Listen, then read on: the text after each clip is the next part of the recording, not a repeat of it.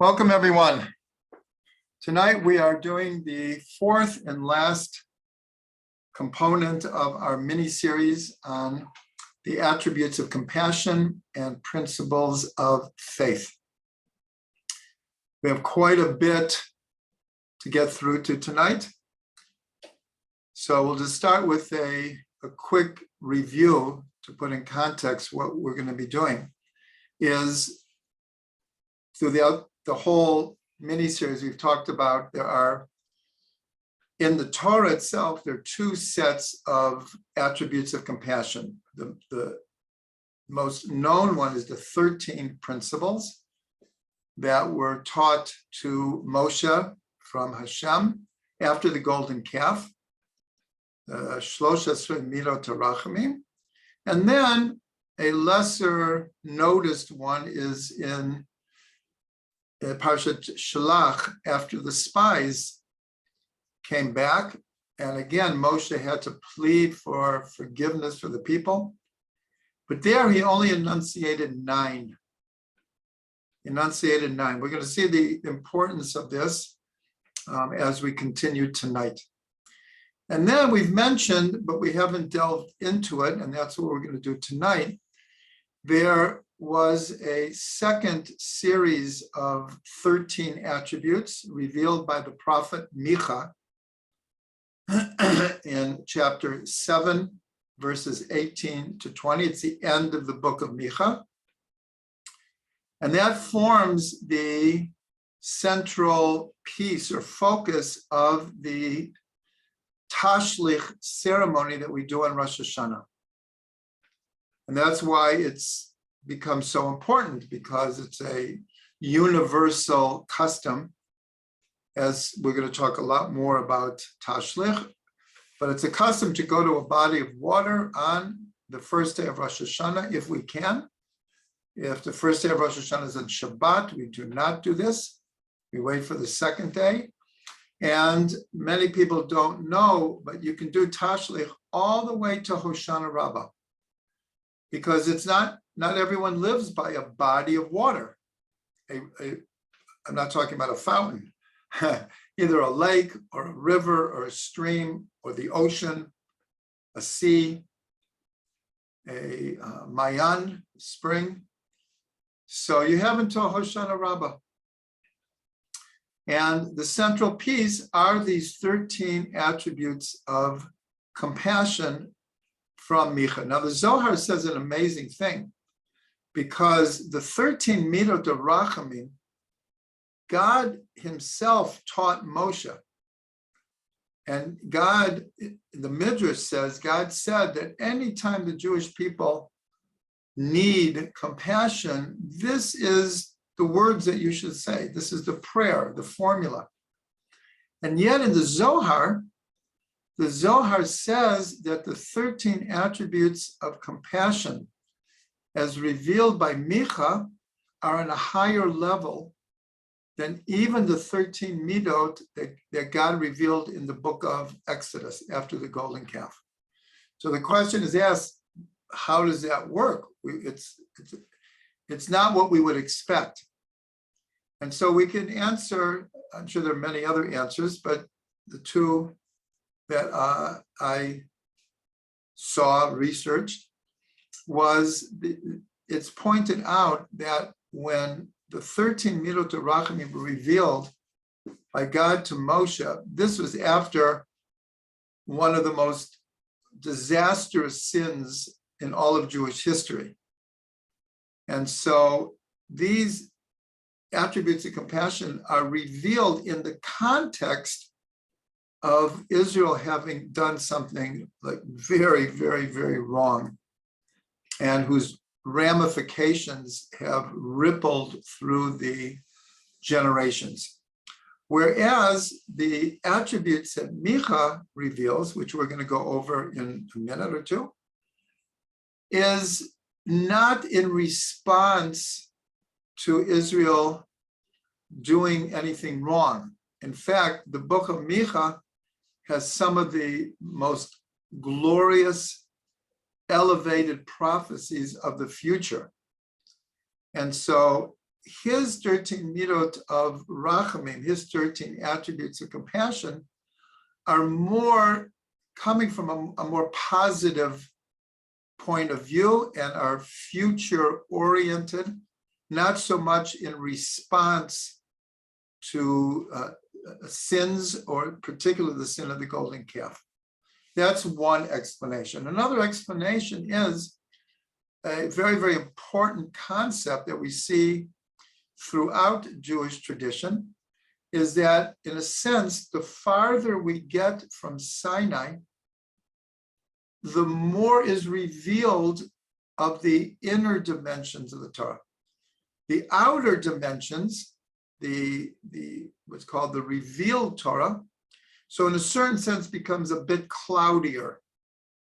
For example, between Shammai and Hillel, there were approximately 6 disagreements. When it got to Beit Hillel and Beit Shammai, meaning as the generations continued, those who had the tradition from Hillel, those from Shammai, there were now hundreds of disagreements. And today, it's common knowledge that for any particular question in halacha, you can get many, many different legitimate answers. But as far as the inner dimensions of the Torah, the farther we get from Sinai means the closer we are to Mashiach.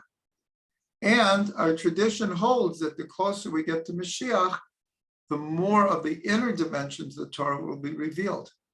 So here is Micha coming approximately 600 years after Moshe. And now he's revealing, meaning God revealed to Micha these aspects of compassion. We see a higher, a further development. And that's why when the tradition of the Zohar was revealing teachings that no one had seen up to then. Same thing with the Arizal. The Arizal was revealing, in a sense, new aspects of the Torah, new perspectives. Same with the Baal Shem Tov. And it continues through the generations. So we can understand that Micha was a mouthpiece for God to reveal even a deeper dimension of midot of rachamim. So I'm going to now read in Hebrew and English. I sent to everyone on the WhatsApp yesterday the same thing I'm going to read. If anyone wants to grab a Tanakh, it's in the book of Micha, which can be found in what are called the 12 minor prophets. Relatively short book, 7 chapters. And it's the 7th chapter, the 18th to 20th verse, 3 verses. I'll read each verse and then translate it. And this is the centerpiece of Tashlich, which I'll explain in a few minutes, the deeper dimensions of Tashlich, of going to a body of water and symbolically casting our sins. But you'll see why we're reading this, because in the Midot of Rachamim, it mentions this idea of casting our sins into the depths of the sea. It's part of the 13 attributes that Micha reveals, and that's why it's connected to Tashlich, as we'll see in the second sentence. So the first one is, Mi el kamocha nosei avon v'over al pesha l'sherit nachalato lo hechzik la'ad apo ki chafetz chesed hu. Who is a God like you, who forgives iniquity and passes over the transgression of the remnant of his heritage? He does not maintain his anger forever, for he desires loving kindness. That's the first verse. The second verse is, Yashuv Yerachamenu, Yichbosh Avanotenu, Utashlich. That's the word tashlich. The tashlich b'mitzolot yam kol chatotam. He shall return and grant us compassion.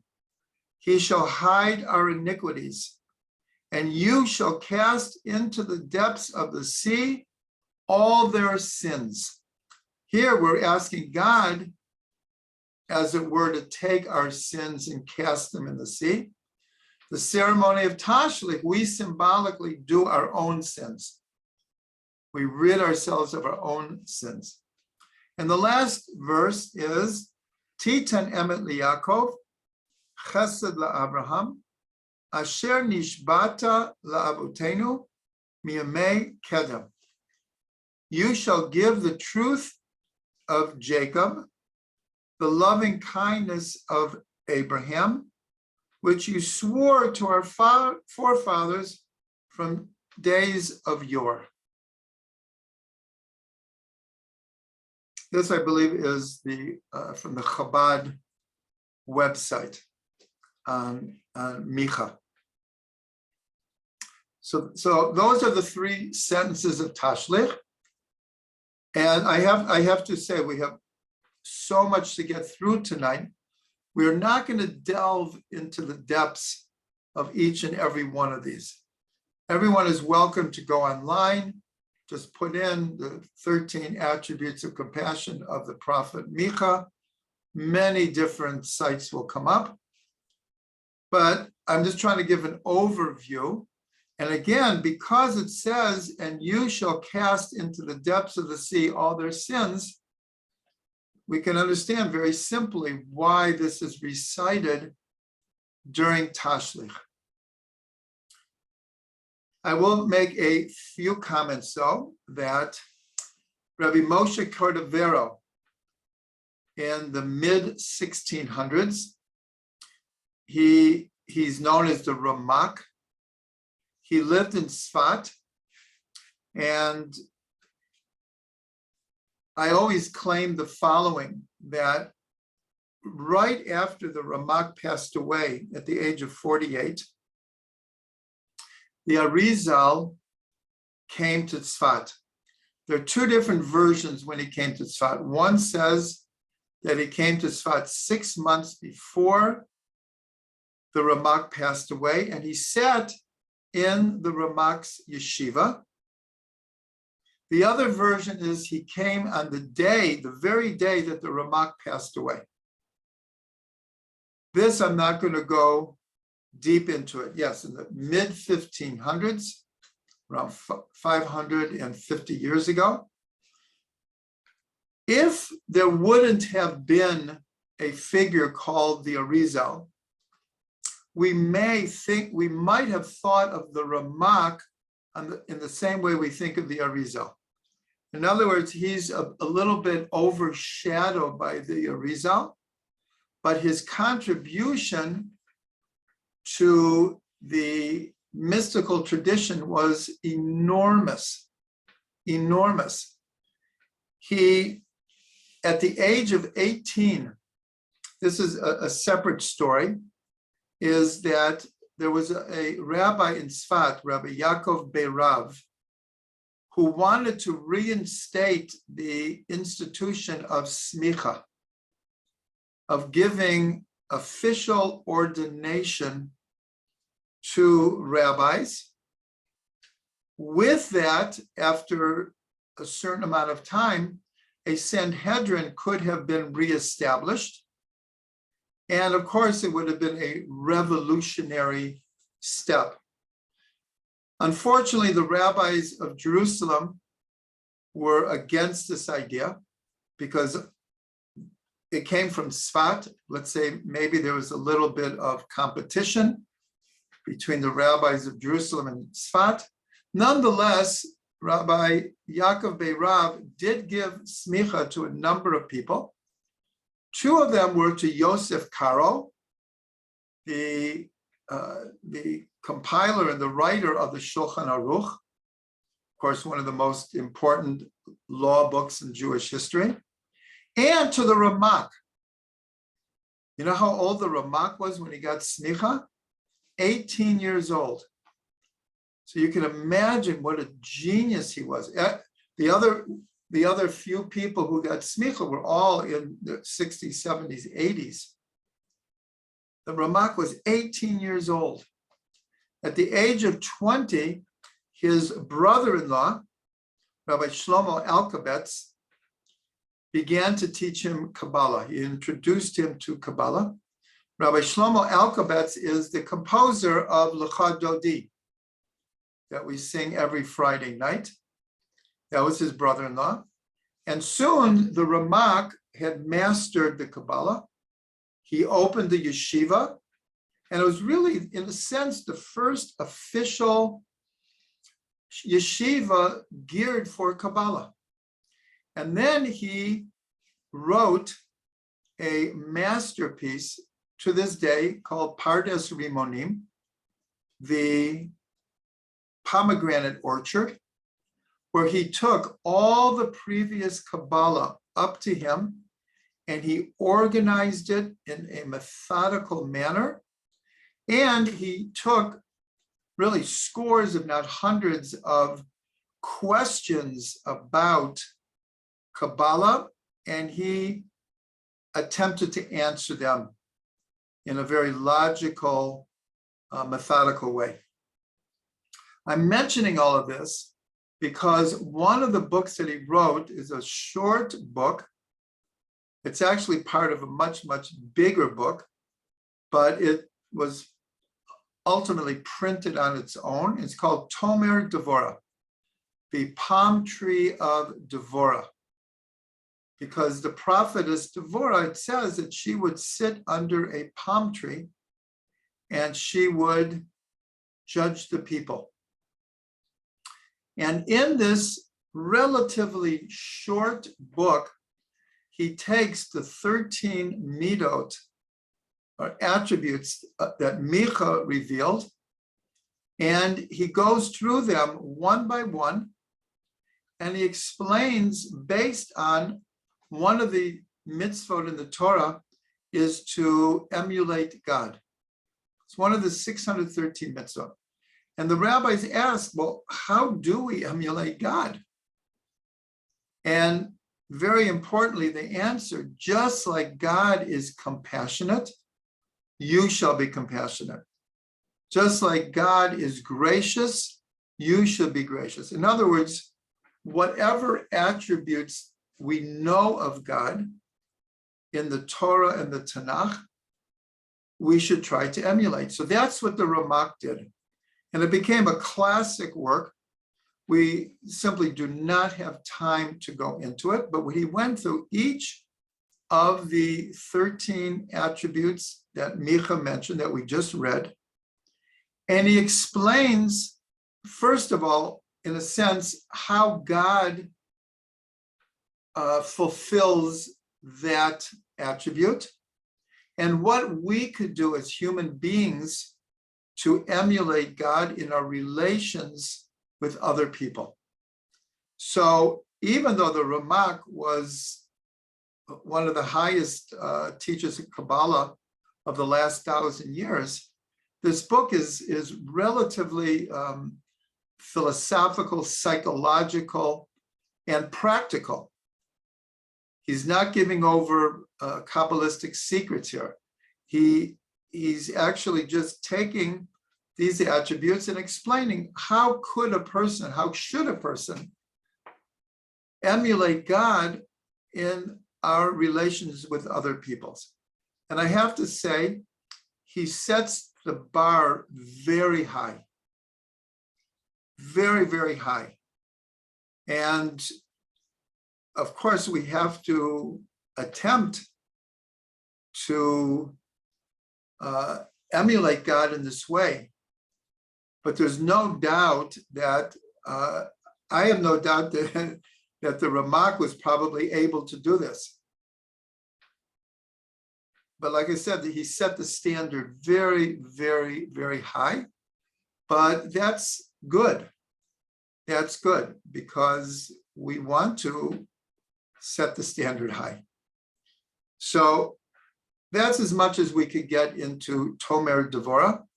I would imagine if it's possible that you could Google and and ask for an English version of Tomer Devorah. I see that Brenda just put up a link to the book on Amazon.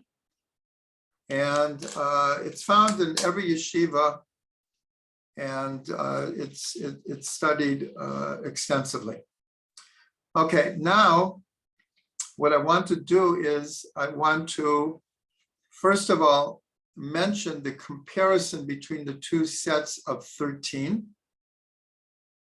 which again, we can't go into, but if you look online, or better still, if anyone has the art scroll, Machzor for Rosh Hashanah, you'll see that there's an attempt to make a one-to-one correspondence. In other words, in the art scroll, above each of the attributes of Micha, in smaller print, you'll see one of the 13 attributes that God revealed to Moshe. In an attempt to make a one-to-one correspondence. Now, I'll say it's not easy because in a sense, they're two different attempts to explain God's attributes. Nonetheless, you'll see in art scroll, because they wanted to make a point that the importance of both of them are 13. Now, what I want to point out is there's two words that appear in both of them. Actually, there's more than two words. I shouldn't say that.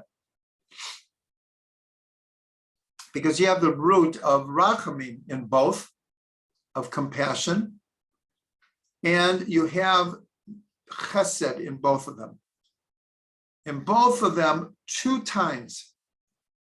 In other words, in the 13 midot that God taught Moshe, 2 of them have to do with chesed, and the same with the ones of Micha. Here in Micha it says, Ki chafetz chesed hu. God desires chesed. And then he says again, Titen emet liYaakov chesed la'Avram. So in other words, in both sets, chesed appears twice. And in both of them, the word emet, also truth, is mentioned. And the reason that I wanted to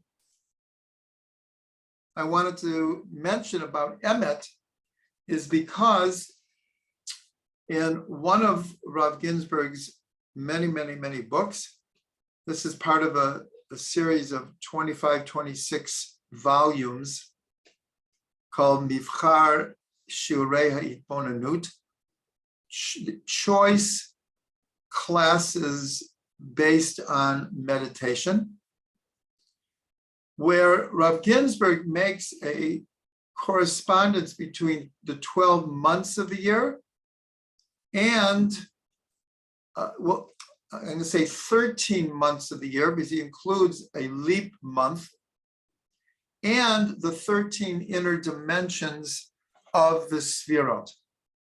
As far as I know, no one else has ever attempted to do this, where he makes a correspondence between a month and one of the inner dimensions of the Sfirot.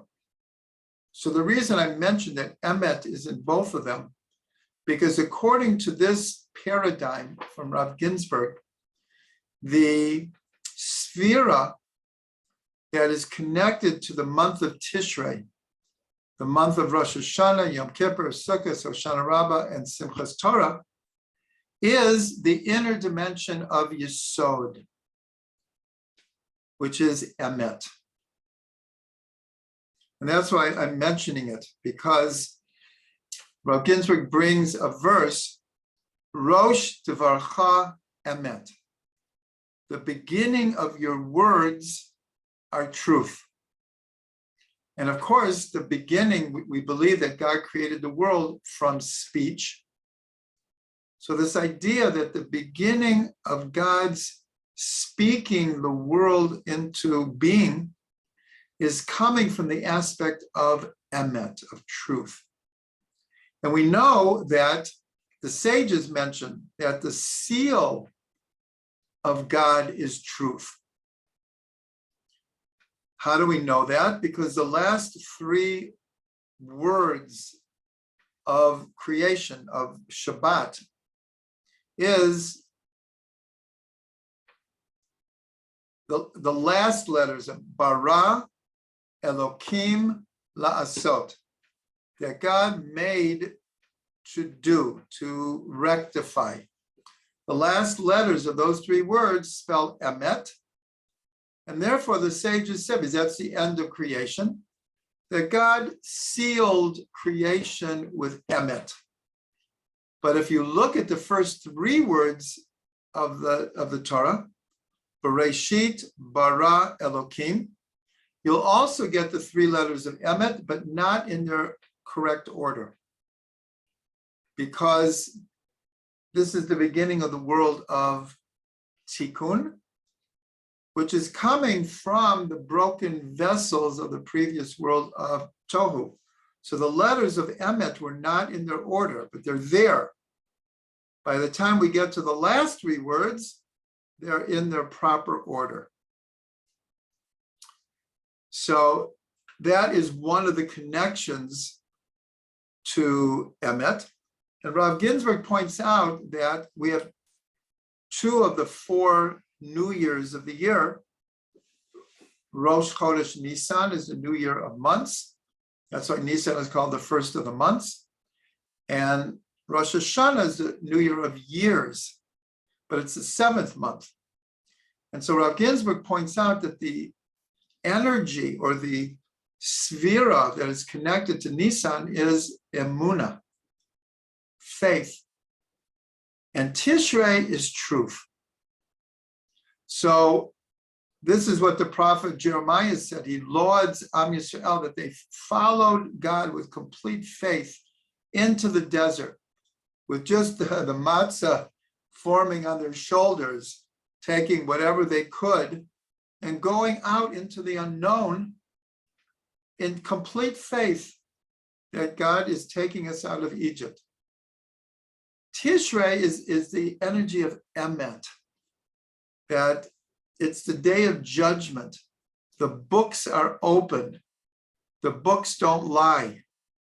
Now we can pray, and we do, that God gets up from his throne of judgment and sits in his throne of compassion. That we most certainly can do. But the energy of Tishrei is emet.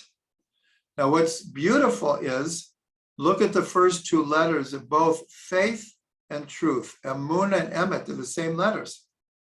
Aleph, mem. Emunah, Aleph, mem, emet.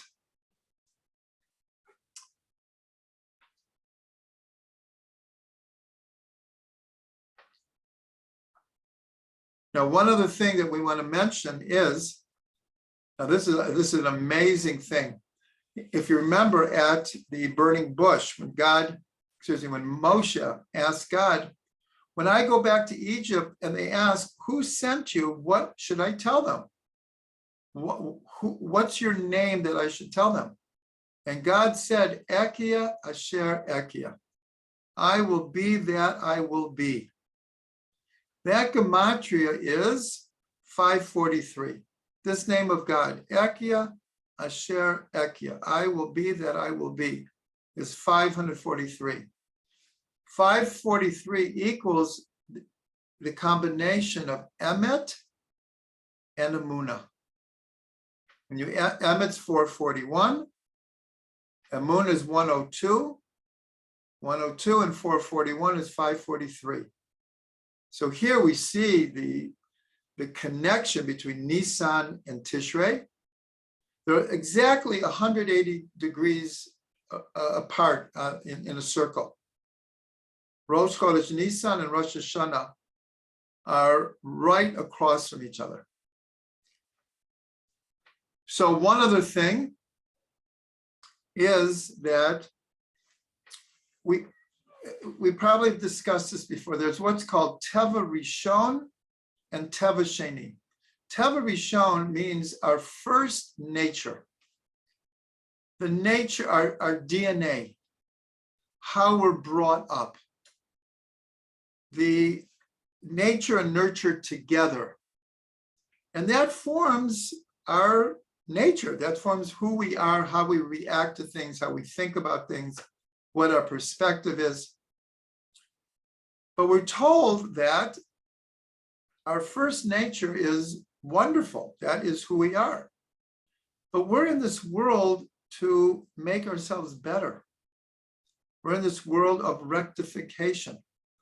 And we all know that in our first natures, we have many, many wonderful things and many things that are not so wonderful. Let's be honest.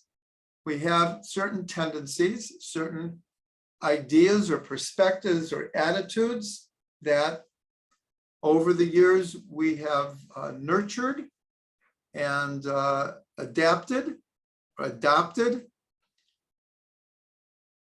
But it doesn't mean that that's how we should remain. And so we're told that really Teva Sheni is building on Teva Rishon. It's not throwing Teva Rishon away. It's not trying to squash it. It's just trying to clarify it, improve it, hone it. And so the gematria, that's why I'm bringing this, of Teva Sheni, of our second nature, the nature that we work on. All of Elul, hopefully all of us are working on our Teva Sheni, equals Emet. Teva Sheni equals Emet, equals truth. And that's what we're going for. We're trying to achieve is a better improved Teva Rishon called Teva Sheni. Okay, now let's get to Tashlich. So I want to give over relatively quickly some really beautiful insights into Tashlich. Now, the whole thing of Tashlich is to go to a body of water. That's like the centerpiece. I mean, the rabbis could have said, here's the prayer, say it in shul. Say it in your backyard, whatever. No, the important thing is to go to a body of water. So the question is, why? What's the connection of water with Rosh Hashanah and what we're trying to accomplish? So first of all, if we look at water, water in Jewish tradition purifies. We go to a mikvah. That is how we halakhically purify and spiritually purify. We go to a body of water called a mikvah, and that is the purification. So on Rosh Hashanah, of course, we are beginning a 10-day period, the 10 days of repentance, Aseret Yemei Tshuva, where we are looking to purify ourselves, to cleanse ourselves. Another aspect of water is that it flows. That's why we're told that the best body of water to go to is a flowing river or stream. Now, we all know in general how mesmerizing standing by a body of water can be, but especially a flowing water. So on Rosh Hashanah also, along with all the din and the judgment, is we want our lives to flow. We want it to flow like water. And so here we stand at this body of water and we allow ourselves to meditate on the water. We allow ourselves to be taken in the flow of the water, and it actually becomes a prayer. It helps us to be conducive to a prayer of wanting our life to go easy and flowing.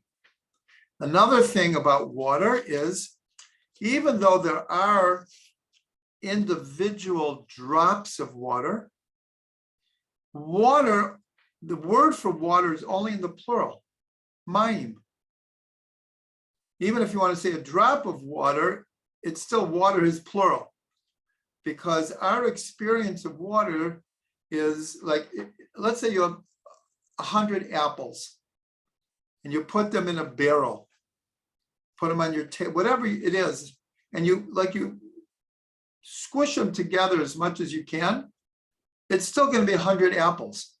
You could call it a barrel of apples, but the apples remain independent. I mean, you could squeeze them and get apple juice. That would make them one. But I'm just saying in their natural state. But water is all the drops come together. You can't really distinguish in a body of water.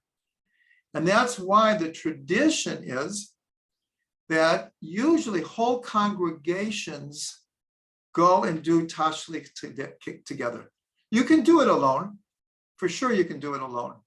But I'm just saying that there's a tradition in most synagogues that everyone tries to go to the same body of water and to do it together. So that's the idea of water. Another thing about water is we call it living waters, mayim chaim. Living waters, especially a spring. A spring is considered halakhically living waters, and it takes a part of many, many different Jewish laws about the importance of living waters. So what are we praying for on Rosh Hashanah? Chaim, life. For those who are here Sunday, we actually went over this, but I'll just say it again.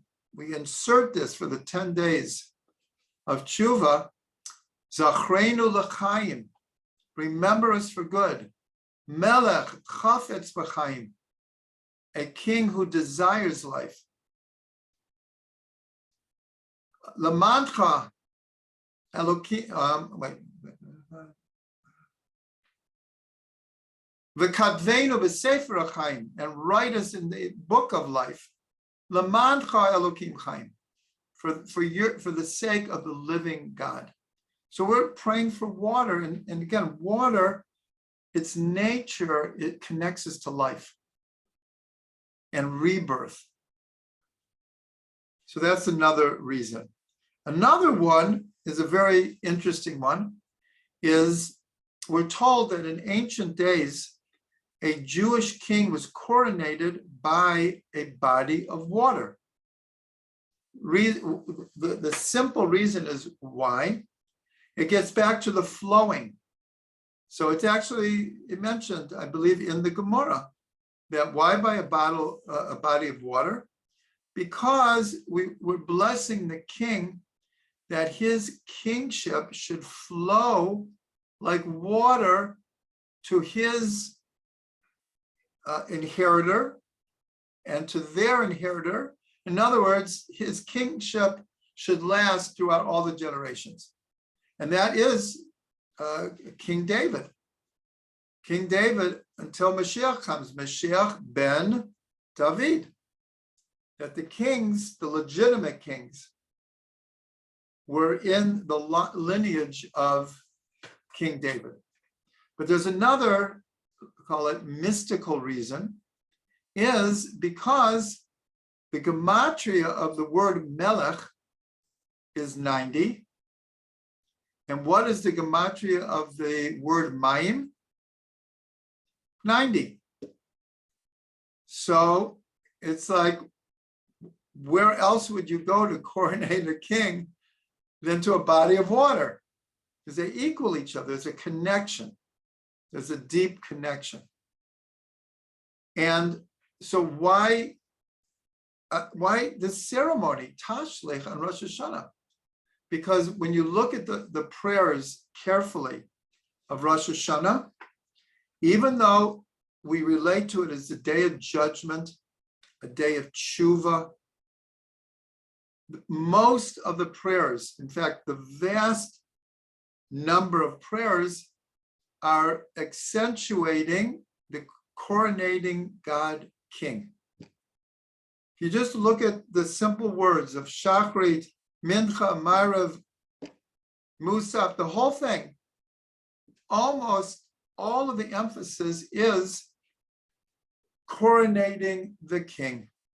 And that's why in so many Hasidic congregations, along with the seriousness of the day, Rosh Hashanah is very joyous.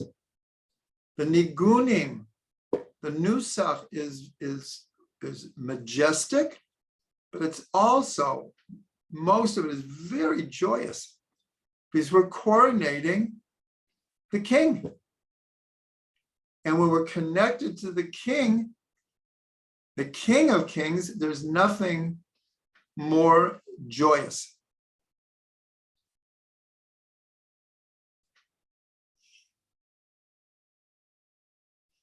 And then there's a famous midrash, and there's even more levels, but we'll end at the midrash. There's a midrash that says that when Avram was taking Yitzchak to the Akedah, this was his 10th and final test, the hardest, that the Satan came and created a raging river in their way.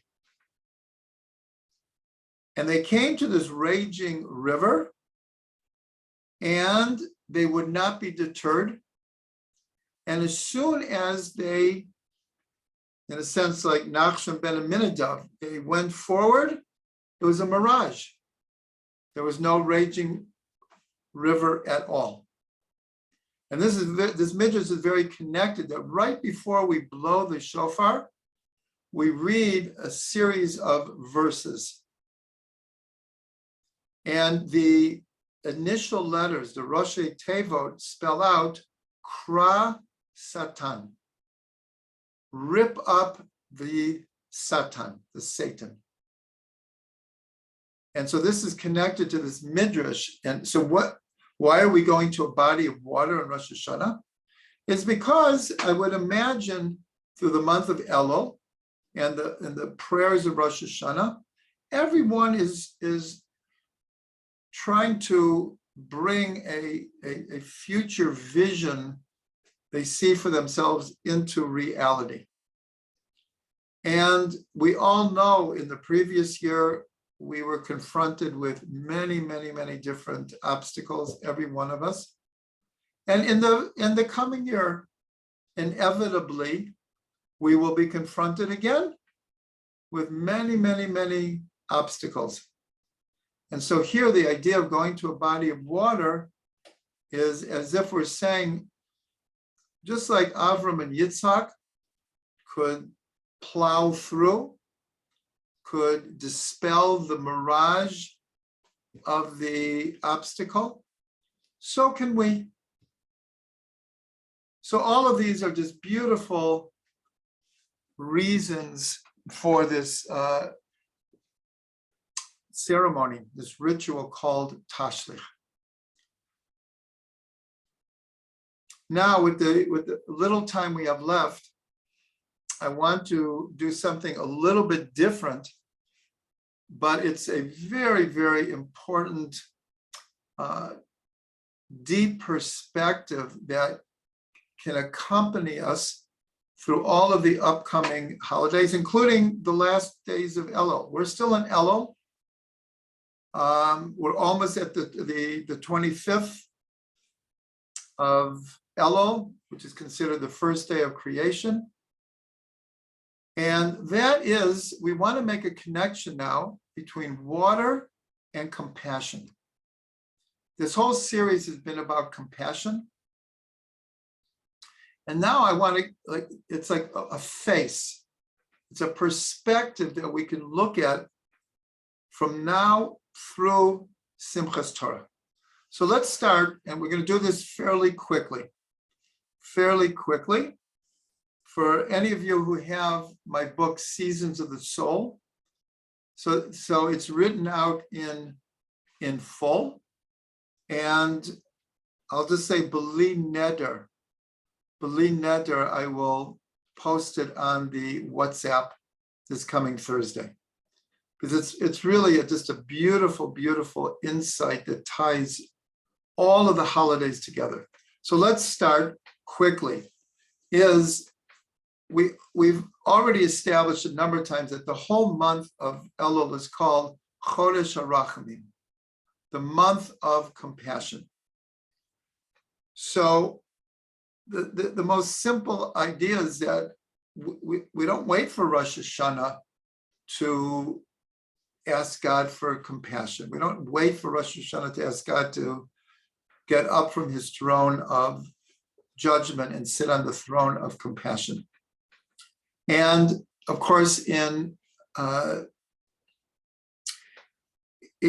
prayers now of Slichot, the main component of Slichot is the 13 Midot HaRachamim.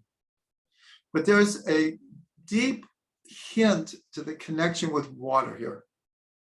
So first of all, we already mentioned that water has the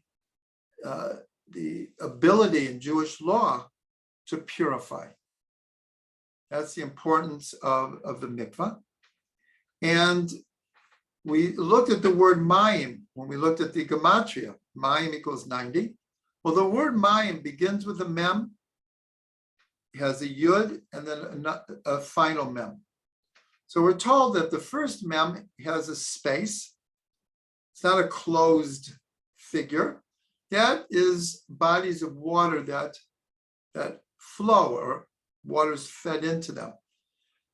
The closed mem, the final mem, are bodies of water like a mikvah, begins with a mem, that is as it were, a closed body of water. The yud are the individual drops of water, and when they all come together, make the plurality of water, but the unity as well.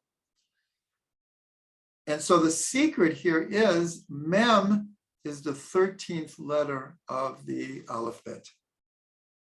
It's the 13th letter of the alphabet, and it's the major component of the word water, and it's the last letter of the root word for compassion, rachem, rachamim. Rachamim has two mems. So here we see that the imagery of water is starting already in Elul. And also, we mentioned that one of the ways that we refer to the 13 Midot HaRachamim are the 13 parts of the beard. And we said, why the beard? Is because symbolically, the beard is taking from the head, from Keter, Chachma, Bina, and Dat, and drawing it down into the lower Sfirot. And also, there's a deep connection between the 13 Midot HaRachamim and the 13 inner dimensions of the Sfirot. And the Sfirot also that's how God's energy and light comes into the world. So it's flowing like water. So that's the connection with water in Elul. On Rosh Hashanah, so we just explained it. I'm not going to go back over it. We just gave 6, 7, 8 different connections of why we go to a body of water for Tashlich. This is Rosh Hashanah. So obviously water takes on a very, very important imagery, symbolism of Rosh Hashanah, as we saw. So now let's go to Yom Kippur. Many, many connections with water. First of all, there's a almost universal custom, a very unique custom, that Erev Yom Kippur, everyone goes to the mikvah. Women, men, children, I'm not talking about little babies, but in many communities, the mikvah opens the night before Yom Kippur for all the women to go. And during the day before Yom Kippur, mikvahs are packed. And there's no other time of the year that there's a minhag. It's not a halacha, a minhag. Everyone who can goes to the mikvah. Then we have in Musaf of Yom Kippur, we have what's called the avoda. The central piece of Musaf of Yom Kippur follows the service that the Kohen Gadol used to do in the temple, step by step.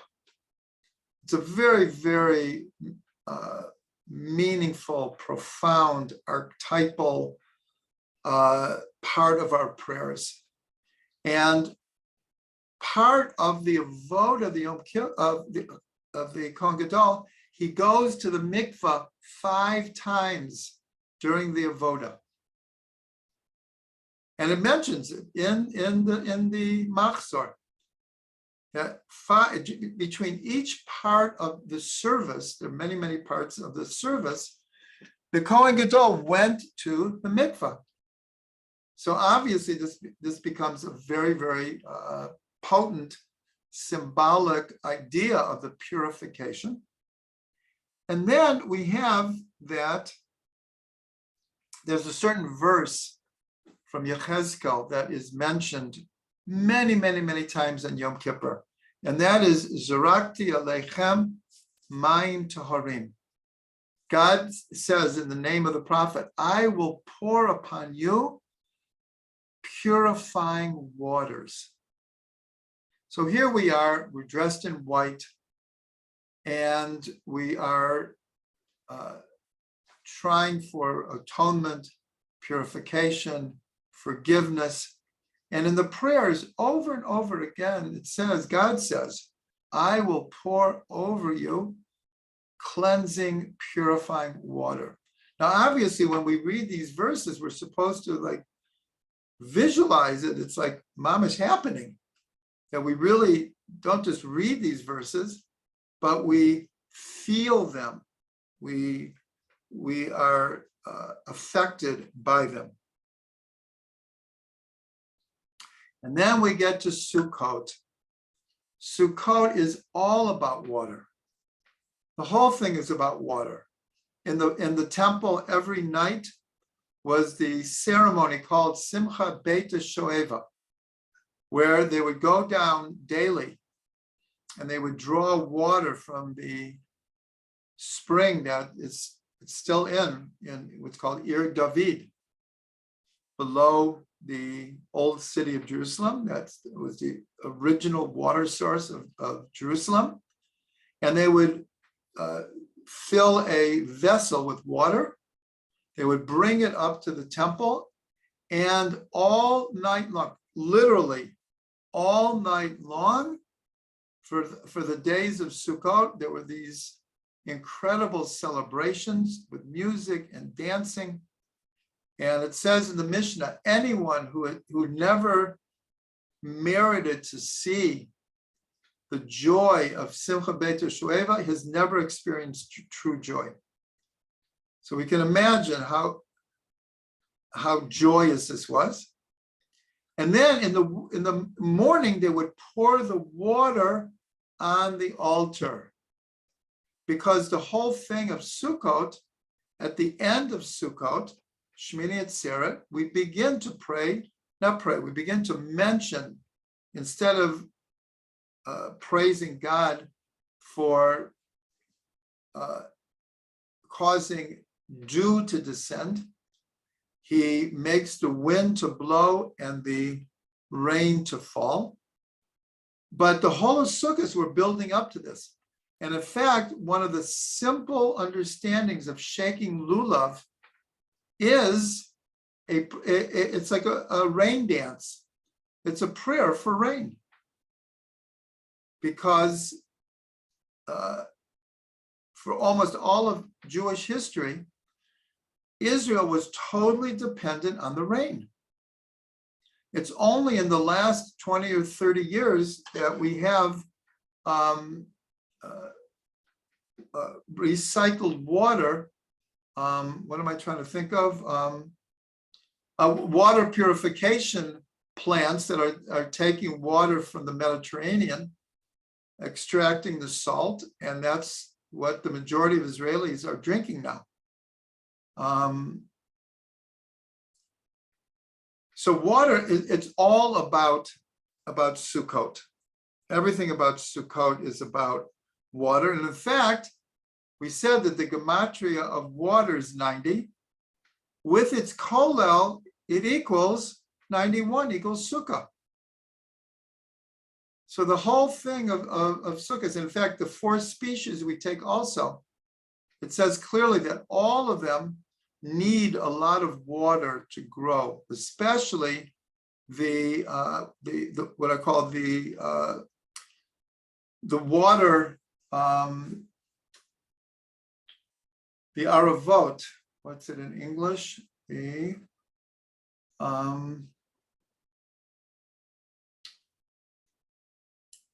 someone chat me really quickly here.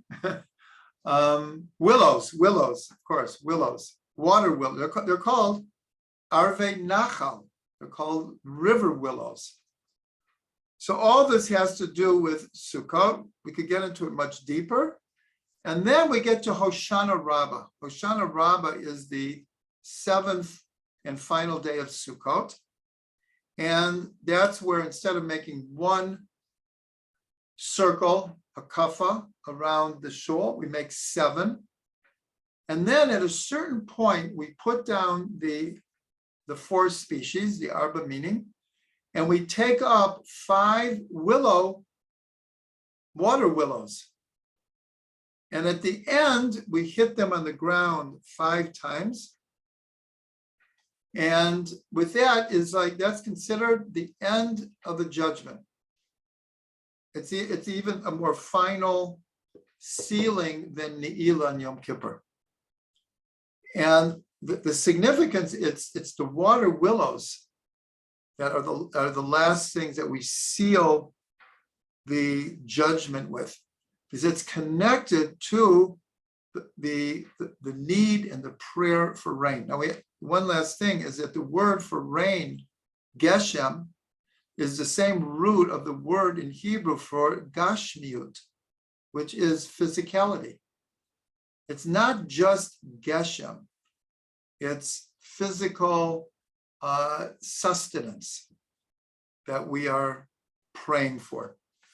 And then, of course, the final thing is on Shmini Atzeret, Simchas Torah, where we stop saying who makes the dew to fall, and we begin saying who makes the wind to blow and the rain to fall.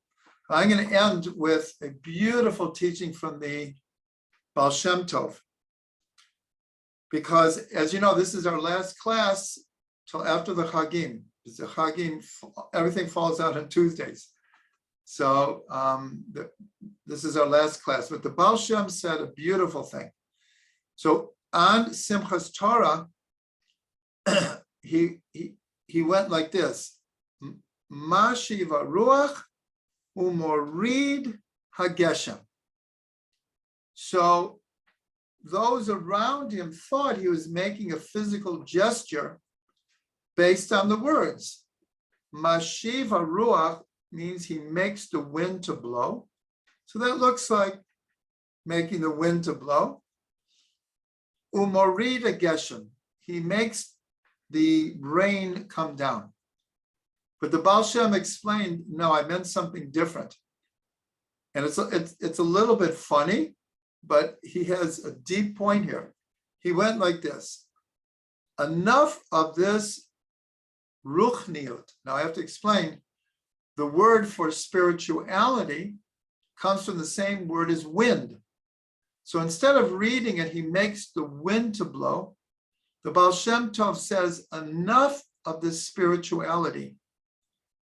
It's time to make it all real, physical, material in our lives. That's one of my favorite Torahs. It's one of my favorite Torahs, because what he's saying is, we've been davening Elul, Rosh Hashanah, Yom Aseret Yemei Tshuva, the Slichot, Yom Kippur, Ne'ilah, Sukkot, Hoshana Rabbah, Shmini Atzeret, all the Hakafot. He said, enough of this ruchnius. It's time that everyone take all of this and make it happen. Make it real now. What a great way to end the Chagim. So I just want to bless everyone. We've been talking about water. I just want to bless everyone that our lives flow like living waters, that our prayers and these holidays purify us, and they grant us with forgiveness from God. We have to forgive ourselves. We have to forgive other people, that other people should forgive us, that God should forgive us, that we should forgive God, and everything should flow. Everything should flow like water. And it should be a good year for all of us, all of Israel, and the entire world.